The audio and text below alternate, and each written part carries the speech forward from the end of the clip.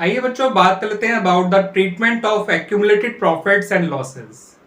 बच्चों accumulated profits and losses वो profits and losses होते हैं तो जो कि बिजनेस ने ओवर द पास्ट ईयर्स अलग से बचा के रखे थे, उन्होंने पार्टनर्स में डिस्ट्रीब्यूट नहीं किया था इनको।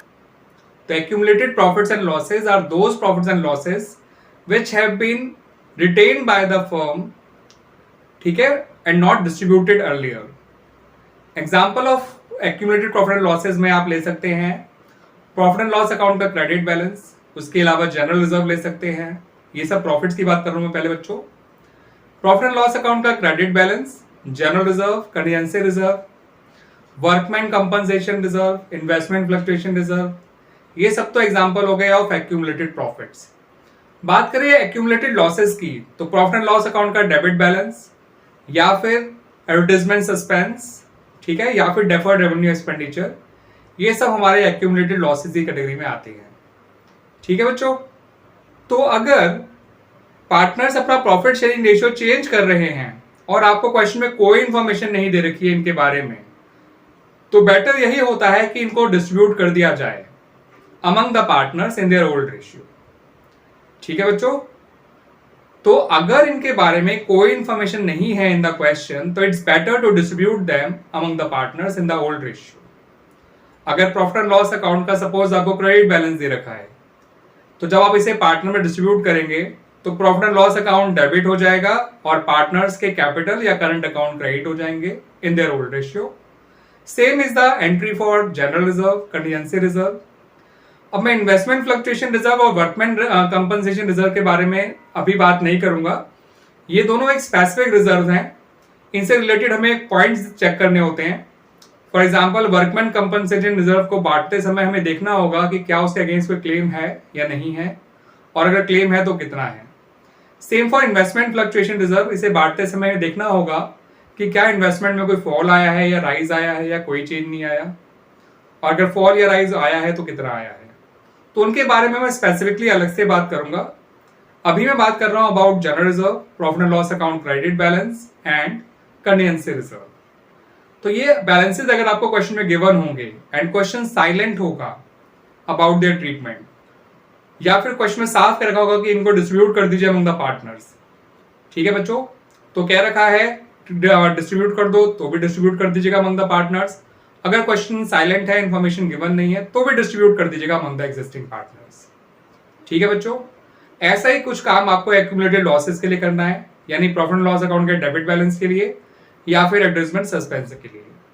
इनको भी पार्टनर्स में डिस्ट्रीब्यूट कर दीजिएगा इन देयर ओल्ड रेशियो। अब एक्यूमुलेटेड लॉसेस का बैलेंस डेबिट हुआ करता है जब आप इन्हें क्लोज करेंगे या पार्टनर्स के कैपिटल अकाउंट में ट्रांसफर करेंगे, तो ये तो क्रेडिट हो जाएंगे और पार्टनर्स के कैपिटल या करंट अकाउंट डेबिट हो जाएंगे। यानी कि एंट्री कुछ ऐसी बनाई जाएगी, पार्टनर्स कैपिटल या current account debit to accumulated losses account, यानी कि पीएनएल अकाउंट या फिर एडवर्टाइजमेंट सस्पेंस अकाउंट। आइए इस बात को एक एग्जांपल से समझ लेते हैं, आपको और अच्छी तरह से क्लियर हो जाएगा मेरी बात। ठीक है बच्चों, सपोज ए और बी दोनों पार्टनर थे,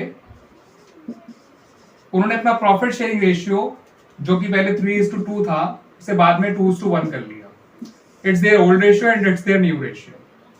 उनकी बुक्स में जनरल रिजर्व अपीयर कर रहा था ₹40,000 और प्रॉफिट एंड लॉस अकाउंट का डेबिट बैलेंस दे रखा था आपको ₹25,000। ठीक है बच्चों, अब क्वेश्चन में या तो कुछ नहीं कह रखा है या क्वेश्चन में ये कह रखा है पास एंट्रीज फॉर देयर डिस्ट्रीब्यूशन। तो दोनों ही केस में सेम काम करना है, आपको इनको इनके ओल्ड रेशियो में डिस्ट्रीब्यूट करके खत्म कर देना है। अब खत्म कैसे करना है आइए देख लेते हैं बच्चों उसको।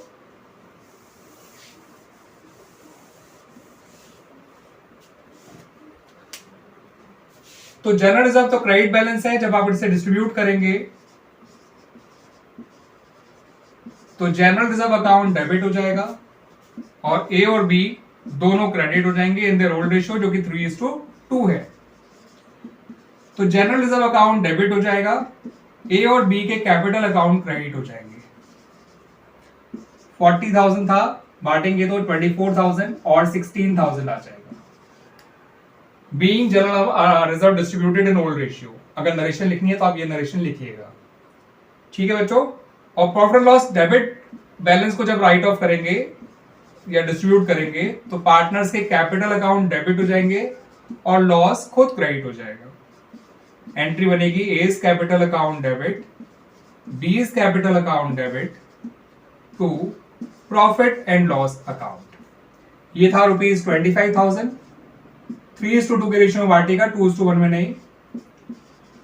ठीक है बच्चों, ए और बी हमारे डेबिट हो जाएंगे और general profit and loss account credit हो जाएगा।